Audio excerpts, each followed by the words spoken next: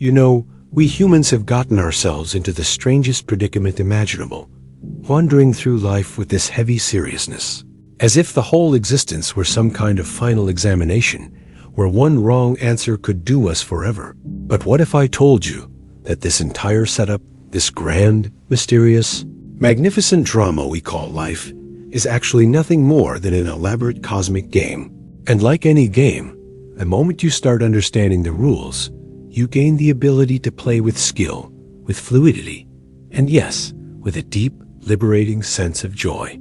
Think back to your childhood when you played games endlessly, cowboys and Indians, tea parties, pretending to be superheroes, mothers, fathers, dragons, astronauts. You threw yourself into those roles with full conviction. But deep inside, you always knew you were just playing. Because the moment someone called you for dinner, you dropped the role instantly and ran inside without suffering an identity crisis. But somewhere along the way, as we grew up, we forgot how to play.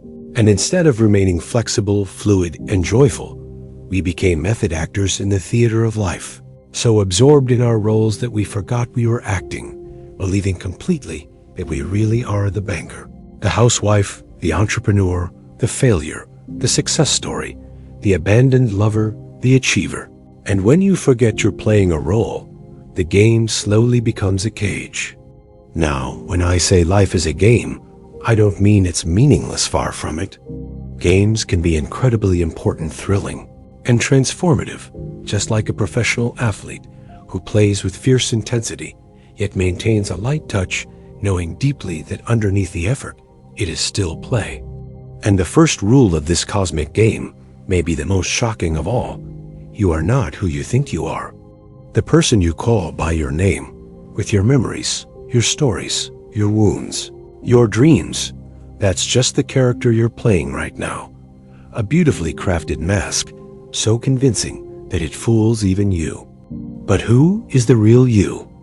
The real you is not the character, but the player, the awareness behind the thoughts, the observer of the emotions, the silent presence that watches everything arise and dissolve.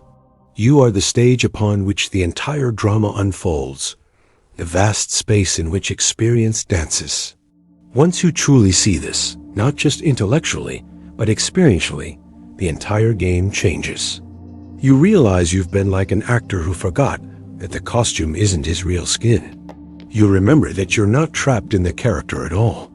You can play it skillfully, passionately, wholeheartedly, but without imprisonment, without fear. And here's another rule that most players miss. The game has no final winning condition. There's no ultimate prize waiting at the end. No finish line where you retire as the eternal champion. The whole point of the game is the playing itself.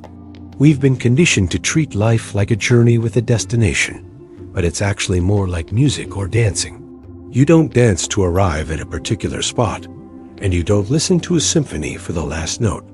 The meaning is in the movement, the rhythm, the unfolding.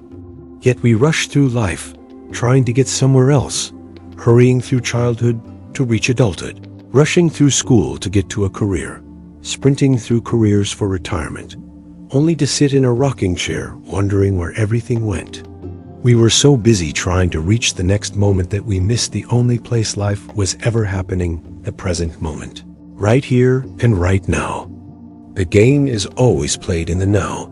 Not tomorrow when you believe you'll finally be happy. Not yesterday when you think things were better, but now. Yet most of us behave like people at a concert who spend the entire performance reading the program notes instead of listening to the music. The next astonishing aspect of this game is that it is completely rigged in your favor, because no matter what happens, no matter what role you play, hero, villain, success, failure, you cannot lose, because you are not just the character, you are the entire game. Think of a dream when you're being chased by a monster. It feels terrifying, but upon waking, you realize you are both the monster and the dreamer. Similarly, the universe you experience is happening inside your awareness. You are not a small, separate being struggling inside a huge, hostile world. You are the world itself, looking at itself through a temporary window called you. And when you understand this cosmic joke, your approach to life transforms. Criticism no longer crushes you. Challenges lose their poison, and instead of thinking, "Why is this happening to me?" you begin to ask, "Why am I happening to this?" And suddenly, you're no longer the victim of circumstances. You are the author of the experience, shaping the story through your perception. Now, this doesn't mean you become passive or indifferent.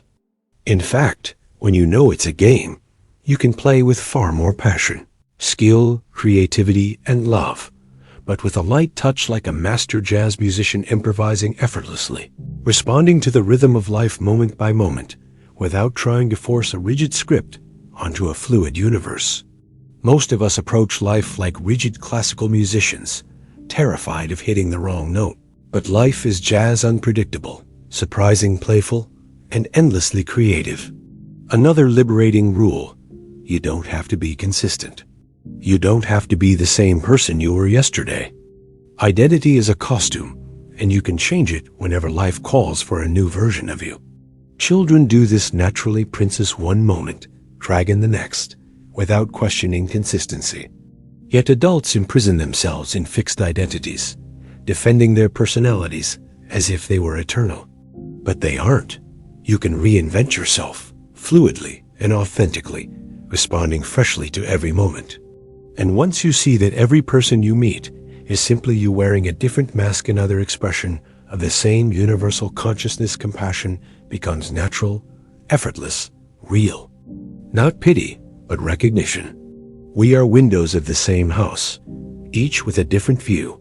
Now, what about suffering? This is where most players struggle. Pain is inevitable, but suffering is optional. Pain is what life does. Suffering is what the mind does. Pain says, "This hurts." Suffering says, "This shouldn't be happening." Suffering is resistance to reality. But when you drop the story and simply allow your internal weather to change naturally, you discover a strange freedom. You can feel sadness without collapsing into despair, fear without being swallowed by it, pain without turning it into identity. Another rule that can save enormous energy: you don't need an opinion about everything. You don't have to judge every experience. Sometimes the most intelligent response is simply, "How interesting." Life becomes much lighter when you let go of compulsive evaluation. And whenever you think you've figured everything out, life will surprise you. That's its nature. Surprises are the spice of the game, the plot twists that keep the story alive. Without them, existence would become unbearably dull. Another profound realization: there are no mistakes, just experiments.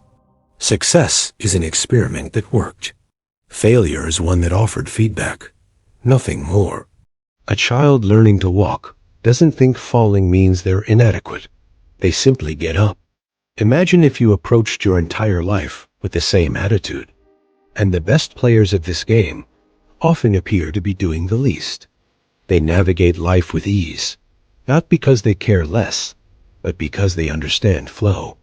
They act at the right moment, wait at the right moment, and move like water, gentle yet powerful, yielding yet unstoppable. This is Wu Wei, effortless action perfectly aligned with the moment. Another key discovery: the rules of the game aren't fixed. They evolve based on how you play. Approach life with fear, and you'll find things that validate fear. Approach with curiosity, and the world opens. Play the victim, and villains will appear. Play the creator, and creativity awakens. Consciousness is not passive, it shapes experience. And here's the most beautiful part: in this game, everyone can win. Your joy helps others become joyful. Your peace invites peace. Your authenticity gives others permission to be authentic. The masters aren't playing to win, they're playing for the joy of playing. And somehow everyone around them starts playing better. And here's the final rule, perhaps the most freeing of all: the game never ends. Death is not the game over screen. It's a costume change, a scene change, a shift in perspective. But the player the awareness continues. When you grasp this, fear dissolves, Clinging disappears, and life becomes an adventure rather than a burden. So the next time you catch yourself taking life far too seriously, remember this. You are not a struggling individual in a hostile universe. You are the universe itself, playing the grandest game imaginable, pretending to be separate, pretending to struggle, pretending to win and lose, but always remaining the one consciousness behind it all. Play skillfully, play joyfully, play lightly, because in this magnificent cosmic game, everyone is you, and you are everyone, and the game never ends. It only changes form, and what a delightful, astonishing, beautiful game it is.